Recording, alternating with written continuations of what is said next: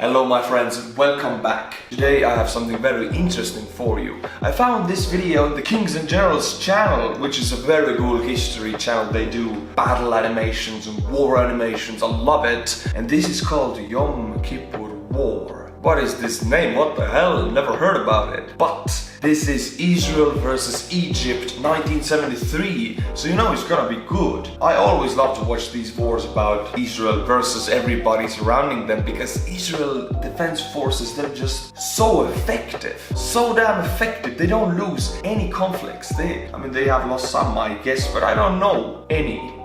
6-day war we have covered on this channel. Israel won that with a landslide. It was a genius victory for Israel, and I think this war here is the continuation to the 6-day war. But my friends, before we start, there are Patreons, and I want to mention them because they really do help me out. YouTube revenue goes up and down, and YouTube has even admitted to me that they really can't say if I'm blacklisted or shadow banned. They can't really say that I'm not. So I guess I am. So this is where the patrons come in. If YouTube stabs me in the back, then patrons really help me out. K-Fers, thank you for supporting the channel, Mr. K-Fers. We have Billy Barney from the south, I guess. Appreciate it. Finally, we have Rad War Turtle 1. There has to be a Rad War Turtle 2 and 3 and 4. Invite your friends also to support the channel. Thank you. If you like these videos and you want to support, the Patreon link is in the description below. Pick tier 10 and above and I'll read your name out loud in the intro of every video. Okay, let's see. I'm placing my bets on Israel. I think Israel will win this war, but I don't know. Let us see. Peace in the Middle East would not last in the aftermath of Israel's decisive victory in 1967, and the continued hostilities would lead to the Yom Kippur War of 1973. My mother was born in 1973 though, so there's a connection there already. A conflict which would have global implications for decades to come. Welcome to our first video on the 1973 Arab-Israeli War and the Sinai clash with Egypt. If you're interested in the history of this... You gotta say Arab-Israeli war because Israel back then fought against every nation that surrounded it. Palestine, Egypt, Syria, what other nations we have there? Well, all of the nations surrounding Israel, I think they don't like Israel. Nowadays it's much better. It is still very bad, but they don't have a full-out war. They just have some clashes. But it's horrible even nowadays. If you live anywhere in Israel, it's not safe. Well, they have the Iron Dome, so I guess it is safe, but if you live in Palestine or Syria, not safe. In the aftermath of the 6-day war, we covered it. Israeli forces began to construct fortifications along the Suez Canal in order to protect Sinai. Known as the Bar-Lev Line, it stretched around 100 miles from the Gulf of Suez in the south to the Mediterranean in the north. Along the line were 30 strategically placed strongpoints known as Mausim, each screened by a sandbank several meters high. To the east of the canal, two roads, the artillery road and the lateral road, permitted easy transport of forces throughout the front. Right, the Sinai is totally... This is supposed to be Sinai Peninsula, Sinai Desert. It is empty, there's supposed to be nothing in there, so everything that you use for defense, offense or infrastructure, you have to build. As much as I know there's nothing in here, it's just desert, it's empty. If you want to build defensive structures, there's nothing to use, no forests, no mountains. You gotta build the mountains, you gotta plant the forest for it. Egyptians responded to this construction by launching sustained artillery strikes on the new Israeli positions and sending commando raids into Israel, beginning the so-called War of Attrition. Israel responded with its own commando operations and an airborne offensive directed at the Egyptian air defense system, an assault designed to pressure Egypt into accepting a ceasefire. As much as I remember about the 6-day war, I'm not a historian, of course, you might know much more about this, but I remember about the 6-day war that Israeli Air Force is one of the most effective air forces there is. They destroyed Egypt's airfields before Egypt could even react to the war. Egypt's Air Force was knocked out of the war before they could even blink. Israel had air dominance for the whole 6-day war. Insane, and I believe they have gone better by 1973, so these planes we see right here, I think Egyptians are very much afraid of them. President Nasser realized the threat of Israeli air superiority had to be solved, and flew to Moscow to obtain more advanced SA-2 and SA-3 surface-to-air missiles, technicians and combat pilots from the Soviets. August 7, 1970 saw a 6-month ceasefire brokered by the US, preserving the status quo in the region. The war of attrition had drained Israeli morale and proved that the Israeli Air Force could be countered. Nasser wouldn't live to see the results, as he died on September 28, 1970, and was succeeded by Anwar Sadat. Sadat signed a 15-year treaty of friendship with the Soviets and tried to make peace. 15-year treaty of friendship with the Soviets. Yeah, I mean, if you're so far away from the Soviets, you can allow yourself to be friends with the Soviets, but if you're next to the Soviets, like Estonia in 1939, you don't want to hear about any friendship, because they would just use you, occupy you, and make your government a puppet, and deport all your farmers and all your government, and shoot the enemies of the state. What the friendship of the Soviet Union brings to you. I think this is what the friendship with the Communist Party of China brings to you nowadays also. With Israel, asking them to redeploy the IDF 32 kilometers east of the Suez Canal, beyond the strategic passes. The Israelis refused, and Sadat settled on a war as the only option left by May 1971. Though the Soviets continued to ship armaments to Egypt, including numerous Scud missiles, the hesitance of Brezhnev to support Egypt, and relatively warmer relations between the USSR and US in this period, resulted in the eventual expulsion of Soviet personnel from Egypt by mid-1972. Sadat then turned to Syria's president, Hafez al-Assad, and persuaded him that the lands lost in 1967 should be returned. Pledges of financial aid from oil-rich Saudi Arabia and Qatar were secured, along with promises of troops and aircraft from the Saudis, Algeria, Libya, Morocco, Sudan and Iraq, though most of these contingents wouldn't arrive in time. Sadat was realistic, and knew that his army wouldn't be able to utterly defeat the IDF in the field, and so wanted a limited war instead. He and his allies would launch a surprise attack across the Suez Canal and Golan Heights, break Israel's myth of invincibility, and use diplomatic pressure to secure a favorable peace. So their plan wasn't to occupy all of Israel, their plan wasn't to destroy Israel or get Jerusalem back like it was in previous wars. Now they know they cannot do that because Israel is way too strong. Now they just want their Suez Canal back, a little safe territories along the Suez Canal, so it could be used as an international shipping route again, because right now you cannot use it. It is heavily militarized, and if you don't use Suez Canal, you don't get money. A vast amount of Egypt's GDP comes from the Suez Canal. International shipping lane going through there, and they get money every day. They pay all the shipping fees. The ships pay the Israeli government even nowadays. And back then it wasn't happening, so they need to free the Suez Canal. They didn't even want to squash Israel as a country anymore. I think they just want their canal back. I mean, I'm no historian. Sorry if this is all wrong. It could be. The Yom Kippur War was preceded by events on each front which adversely affected Israeli perceptions of the military situation. On September 7, 1973, Syrian fighters were scrambled to intercept an Israeli reconnaissance aircraft, and a battle developed 200 kilometers northwest of Israel over the Mediterranean. The dogfight, which resulted in 13 downed Syrian planes and no Israeli aircraft, allowed the Syrians to concentrate its forces on the Golan Heights without suspicion. They appeared to just be showing force after the aerial skirmish. Wait, what, did I hear correctly? 13 Syrian aircraft down and no Israeli losses. What is this kill and death ratio? Israel is making impossible victories from when this country was developed after the Second World War, right? From that time on, every conflict they have been in, it's filled with incredible victories for me. How? And their kill and death ratio is still very high.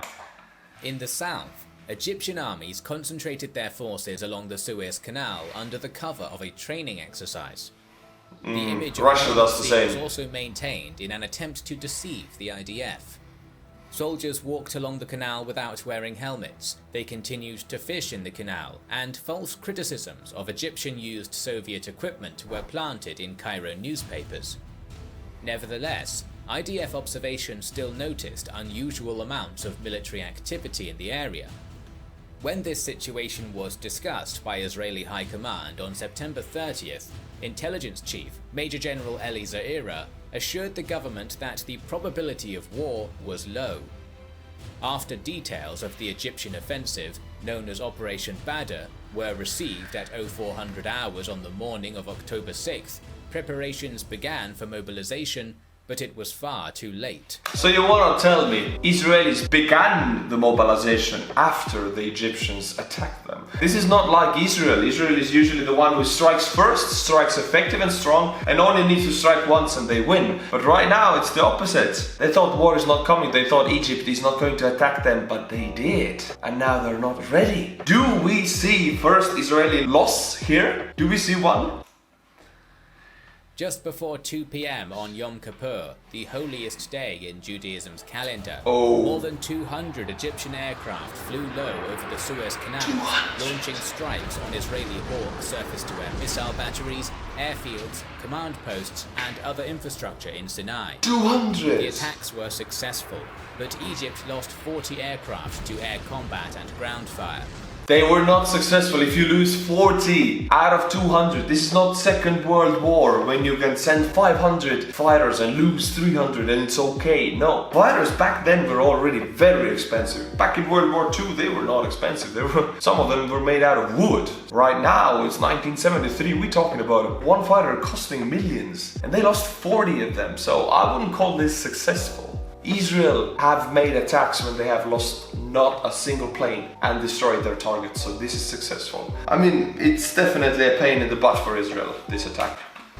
At the same time, 2 Tu-16 bombers flew over the Mediterranean and launched AS-5 Kelt missiles at Tel Aviv to show the Israelis any attempt at strategic bombing would be met in kind. In Sinai, 14 more Tupolev bombers successfully attacked targets in the Sinai Desert. The bombardment on land began at the same time, as over 2,000 artillery pieces, including howitzers, heavy mortars, and even Katyusha rocket launchers, began to hammer the Bar-Lev line, supplemented by specially placed tanks atop the sand ramparts. During the first minute of Operation Badr, it's estimated that around 10,500 shells hit the first line of Israeli Oh my god, this sounds like First World War when they bombed these lines of defenses very heavily for a week, 24/7 they bombed them with like millions of tons of shells and then they attack. This seems like the same. 200 fighters, they destroy the entire line, then they bombard the line with 2,000 artillery pieces and tanks with Katyusha rockets, for Christ's sake. They're from the Soviet Union. I don't see how Israel comes out of this right now.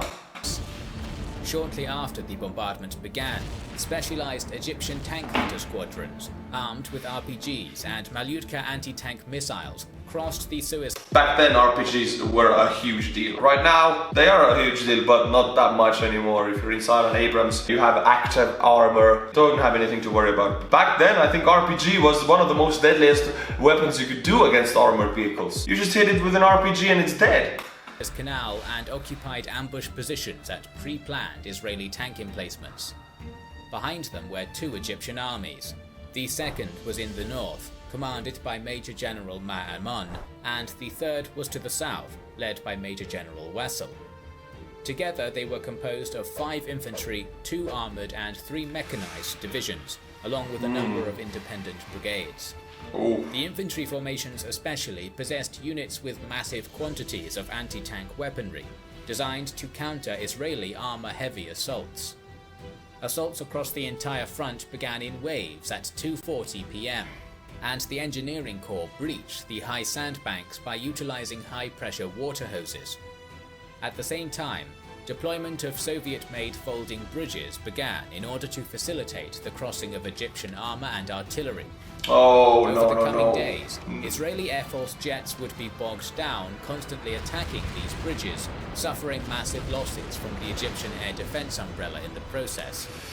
In essence, the Israelis' greatest weapon was made virtually useless.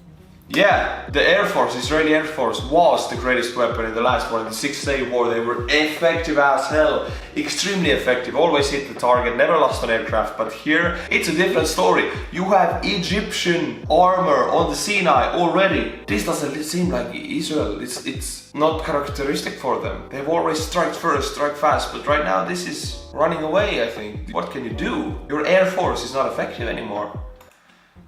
The waves of infantry pushed several kilometers inland and established a defensive front, while specially trained units dealt with the Muslim strongpoints, which were gradually captured or surrendered.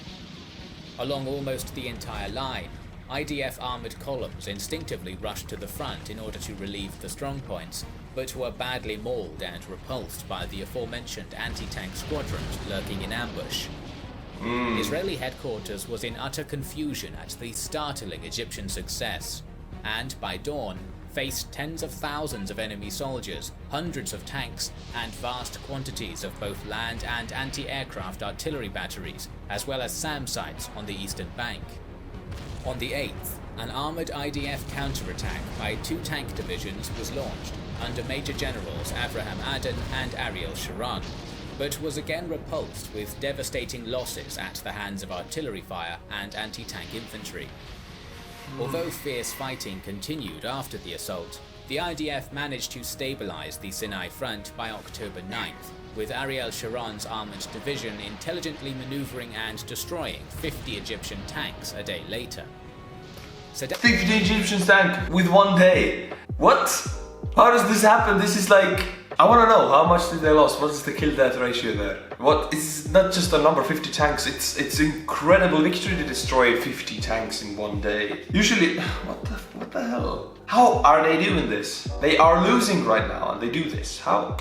Sadat's armies had achieved their limited objective and had repulsed an Israeli counterattack with massive losses, but pressure on the similarly active Syrian front on the Golan Heights necessitated a further Egyptian offensive to relieve it, as Israel had concentrated its forces there. The IDF High Command had been paralyzed with indecision before this point, but knowledge of this upcoming Egyptian attack made the course of action very clear: block it, crush it, and counterattack. On October 14th, hundreds of block it, crush it, counterattack. I like improvise, adapt, overcome. I like the way they do things. Easy and simple to remember plans. Execute them to the 100% efficiency. Heavy guns opened up along the artillery road, while fighter bombers attacked Israeli ground targets in preparation for the attack. In the northern sector, the Egyptian 18th Infantry Division and a brigade of T-62 tanks attacked from Al-Kantara to Ramali. Here, Aden's division threw the Egyptians back to their origin point, destroying at least 50 tanks. 50 again? Whoa, we're losing huge amounts of tanks, like they're nothing. It is not Second World War when you lose fighters and tanks like that. In the Second World War, Soviet Union had what, but 45,000 T-34s? Well, at that time, these numbers didn't exist because tanks were much more expensive, evolved. They had technology in them, so losing 1 tank meant much more. So losing 50 meant a lot more for Egypt, especially when they didn't make them tanks. They bought them from the Soviet Union. So as much as I know, 100 tanks destroyed by the IDF right now. In the center, Ariel Sharon's division bore the brunt of the 21st Armored Division's assault leading from Ismailia, which met similar punishment to its northern counterpart. In this fighting, the 14th Armored Brigade destroyed 93 tanks of the Egyptian 1st Armored Brigade, essentially destroying it as a fighting unit. South of Sharon, an Egyptian armoured thrust by the 4th Armoured Division and 3rd Armoured Brigade was aimed at the Gidi and Midla passes, only to be turned back at the cost of 60 tanks, and was almost totally annihilated by the IAF. The Egyptians were advancing and lost their anti-air umbrella, leaving them dangerously vulnerable to air attack. Further south, an Egyptian task force consisting of an infantry and tank brigade attacked towards Ras Sidar along the Gulf of Suez, but was repulsed with ease by Major General Yeshaya Gavish. The attacks turned into a massive armoured battle. In just 2 hours, the catastrophic Egyptian offensive had been decisively defeated. Of the 400 tanks committed to it, 260 had been destroyed, and the way was clear for a massive Israeli counterattack. Okay, let's talk about numbers and statistics here. Me as an infantryman, I don't know about armored companies, armored battalions, but as in an infantry battalion, in a squad, in a platoon, in a battalion, if you lose 1/3 of your men as injured, your company is not fit for battle because 2 men need to carry every injured. So 1/3 you lose, the other 2/3 will carry those and take care of them. So if you lose 2/3, you're gone. If you lose half, you're gone. You just run. If they lose 200 tanks out of 400, they have lost their armored capability, I would say that. That 200 left is not an offensive power, that is just for defense or just to cover the retreat of infantry. But if you don't have overwhelming armored vehicles, like 400, they only have 200 left, they lost 200, I think the writing is on the wall. This fighting force is not fit for battle anymore, and if they are Israeli counterattack, it will go boom, straight through it. This is my prediction right here. They had lost just 20 vehicles. 20. The tide of the war had shifted, and the Egyptians were hemmed back into their beachheads. Kill to death ratio, 200 plus versus 20. What the hell? How is this possible? What are they eating there in Israel? How do you fight like that? The Israelis now favoured the idea of crossing the Suez Canal and you're gonna forcing cross Egypt into a ceasefire, something which was made increasingly plausible because of US aid in the form of Operation Nickelgrass.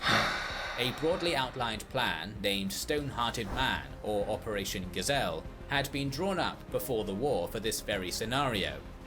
After it was tuned for the situation, it called for laying 2 bridges across the canal near Fort Matsmed, a location which was in a mile-wide gap between the Egyptian 2nd and 3rd armies.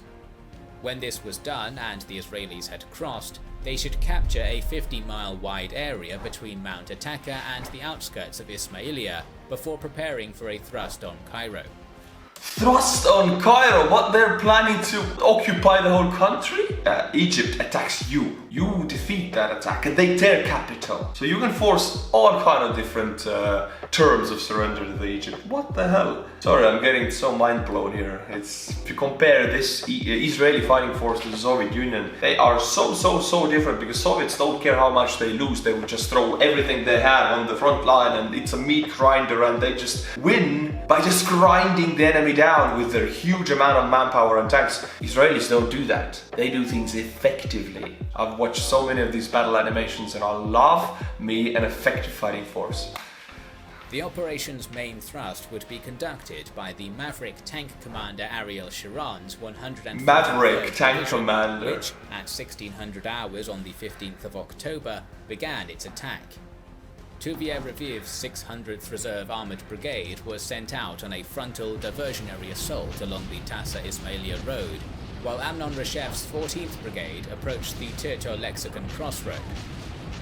From this point, sections of his force began experiencing fire at the hands of stubborn Egyptian defenders who were stalwartly entrenched at an agricultural facility known as the Chinese Farm, just north of the planned corridor to the canal.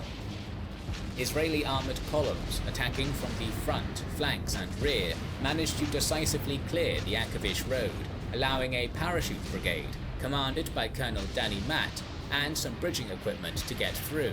But stubborn enemy resistance soon closed the road behind Reshev's unit. The secondary Tirto Road remained totally blocked by Egyptian defenders. So, as I understand, they are now crossed the canal, but they cannot go back because Egyptians retook the area. They had to fight themselves free. Began to have problems. As a brutal, confused night engagement began at the Chinese farm, Ariel Sharon ordered his parachutists to cross the channel in boats, which they did by 2:40 AM on the 16th, having been delayed by logistical gridlock on the only open road. By 8 AM, Matt's bridgehead stretched 3 miles north of the Great Bitter Lake, catching some Egyptians on the other bank by surprise, and securing some more canal crossings in the process. This assisted in ferrying more tanks over to the bridgehead, with which the Israeli spearhead began to launch raids west to destroy Egyptian SAM sites and punch holes into the enemy's air defense web. Egypt's high command was not overly concerned about the crossing, but ordered a counterattack to snap the IDF corridor shut. Not overly concerned. You attack Israel and they attack back into your own land. They cross the canal. What? I would be concerned as fuck right now. Nonetheless, it would be conducted in the north by the 21st Armoured Division, attacking from the Chinese farm, and in the south by the 25th Armoured Brigade, moving up the lakeshore. So on the morning of October 17th, Egypt's pincer was launched, but the Israelis already knew they were coming. In the north, 3 concentrated IDF armoured brigades blunted and smashed the Egyptian attackers, who withdrew after suffering heavy casualties. Near the Great Bitter Lake, Colonel Reshef's armour managed to ambush and encircle the Egyptian 25th, pushing it against the water before annihilating it with intense artillery and tank fire. By 5:30 p.m. Annihilating, what does this mean? Does this mean like a massacre? Did they take any prisoners? There was an entire division there. I guess they killed them all. Same day, 85 of 96 enemy T-62s had been destroyed and the counterattack repelled. By the 19th of October, even the battle at the Chinese farm had come to an end when Reshef attacked the exhausted defenders, conclusively pushing them north after heroic resistance. Across the Suez, additional bridges were slowly brought to bear as the hours passed, including a monstrous prefabricated roller bridge which had been painstakingly towed from miles away by more than a dozen tanks. This increase in crossing points allowed multiple armoured brigades to more efficiently reinforce the bridgehead, known now as the agricultural buffer due to the farms and irrigation canals in the area. Israeli armour also began to mass for a breakout. Egypt's high command had decisively underestimated the so-called television operation that crossing the canal represented. It was instead a serious strategic threat. At dawn on October 18th, 3 IDF brigades under Major General Ariel Sharon, Brigadier General Kalman Magan, and Major General Avraham Aden burst out of the bridgehead from all angles, pushing northwest, west, and south respectively. By this point in the war, IAF jets were increasingly launching lethal support missions as the Egyptian SAM sites were hunted by ground troops in the desert. While Sharon's northern thrust up the Sweetwater Canal towards Ismailia was slow going and met with dogged resistance, the forces under Aden and Magan smashed through hostile lines with relative ease. By midday on October 21st, Egypt's Third Army in the southern sector was cut off from its rear lines. The great powers were now... We are seeing right now an entire army of Egypt, the Third Army, being surrounded. And usually when army is surrounded, they do give up and they do surrender. So we're seeing an entire army here surrendering. And if this happens, I think Egypt's fighting force collapses. Now beginning to take note. And neither the Soviets nor the Americans wanted a major war to break out. Secretary of State Henry Kissinger and Soviet Premier Leonid Brezhnev eventually reached ceasefire terms under UN Security Council Resolution 338, which was set to go into effect at 6 p.m. on the 22nd. Hostilities came to a halt in the north relatively smoothly, with Sharon capturing a series of bridges on the Ismailia-Suez road before it did. In the south, however, it took until the 25th for a solid peace to be achieved, by which time Aden had reached the port of Suez. While the war's hostilities officially came to an end, skirmishes continued unofficially for months. Though final military victory had gone to Israel, its government and population were shocked by early Egyptian successes. The so-called Agranat Commission, an Israeli governmental body appointed to discover the failures which led to these defeats, eventually led to the end of multiple political careers, including that of Moshe Dayan and Golda Meir, in addition to many more military figures.